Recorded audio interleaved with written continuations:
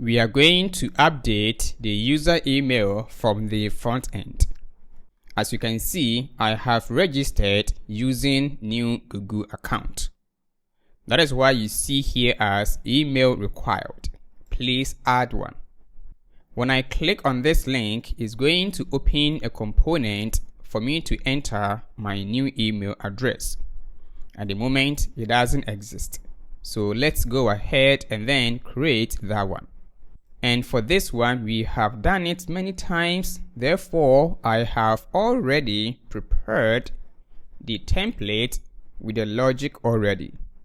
Look for update email, this one, and place it inside the users.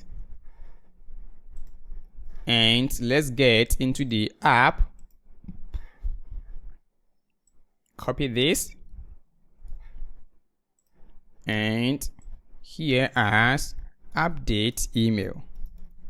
Change this one to update email.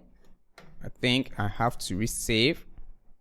It is called add email component. Yeah, it's add email component.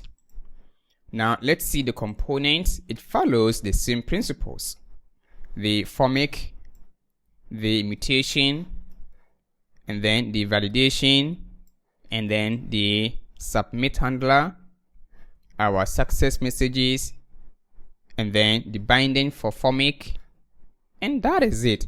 So here, all what we need is to create the API services for that.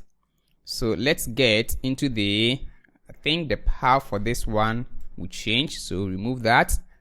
And then let's get into the API services, users, and here we are going to create one for updating the email. So I'm gonna copy this and then change the name to this one, and here as update email API, and here as update dash email, and we will need the new email and pass in here as the email.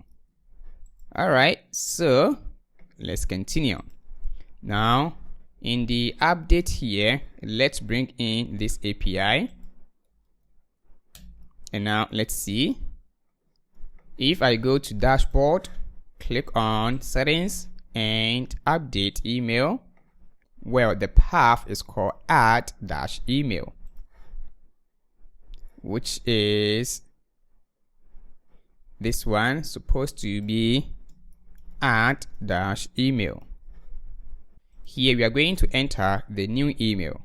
So here I will say sam@gmail.com, and now email has been updated.